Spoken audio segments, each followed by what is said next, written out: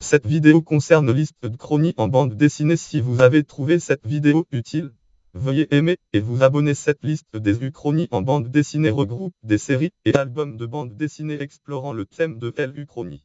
Le classement se fait en fonction des périodes historiques, puis par ordre alphabétique des séries, puis par date de publication. Conséquence, les albums de jour J ont été éclatés selon leur période de référence.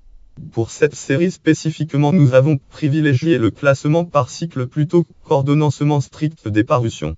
Antiquité jour J, bande dessinée jour J, article détaillé jour J, bande dessinée. Les albums sont classés par ordre de parution. La secte de Nazareth 2013, tome 15 de la série Ptouaob de Tokekombe des jours J, tome 15. La secte de Nazareth, si Ponce Pilate avait gracié Jésus de Nazareth, Jésus, le christianisme aurait-il perduré?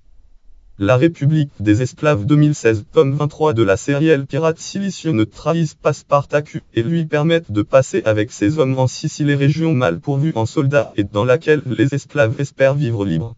Les années passent mais Rome n'a pas oublié, et Jules César encore moins.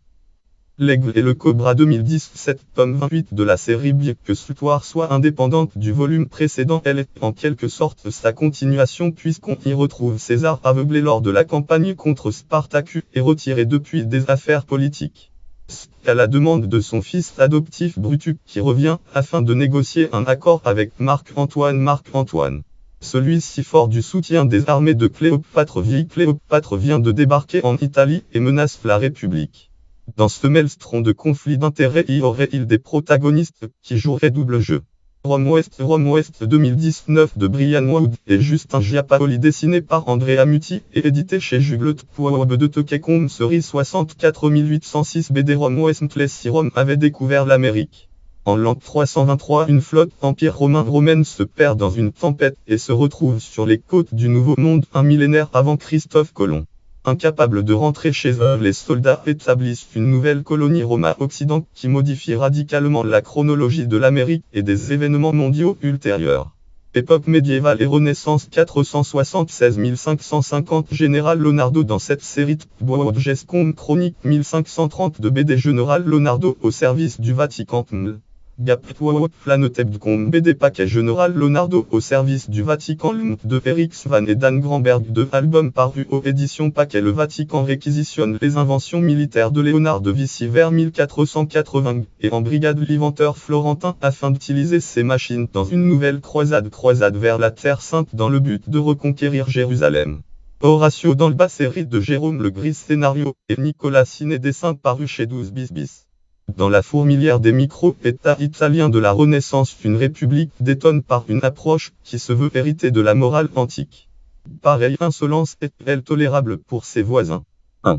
La République du point d'honneur 2011. Ptouaob Planetebcom BD. Glena Horatio des Alba. La République du point des honneurs Ptouaob Planetebcom BD. Horatio des Alba, tome 1 Le Roi Soldat 2013 3.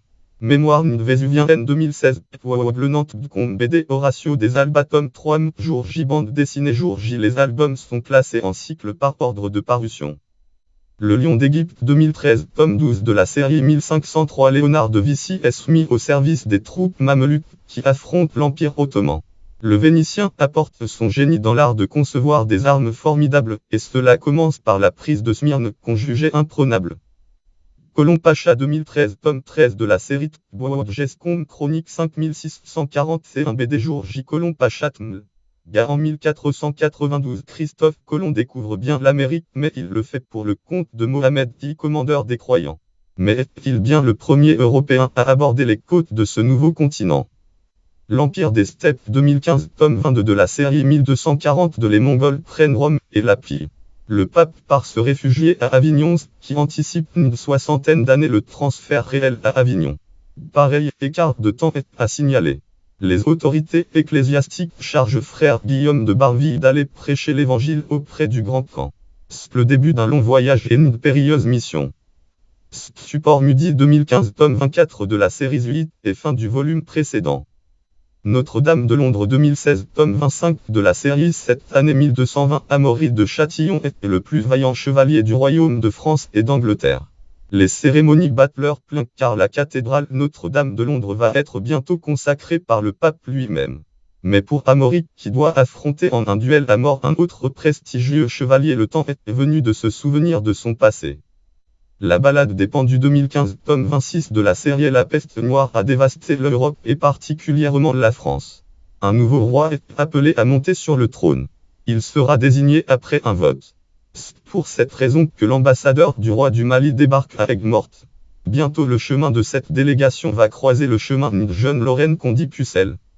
Le dieu vert apparaître suite du volume précédent. Les ombres de Constantinople 2017 tome 27 de la série 1450 de Constantinople est assiégé par les forces empire ottomanes. Dans cette uchronie, le prince de principauté de Valachie Vlad III l'Empaleur Vlad III, qu'on connaît mieux sous le nom de Vlad Tep Vlad l'Empaleur, personnage qui aurait inspiré Bram Stoker pour son Dracula, personnage Dracula défend la ville. Une suite est attendue. Luxley, période révolutionnaire et napoléonienne 1789-1815, Empire scénarisé par Jean-Pierre Pecot en 1815. Napoléon achève la conquête des Indes orientales. Jour J, bande dessinée. Jour J, les albums sont classés par ordre de parution.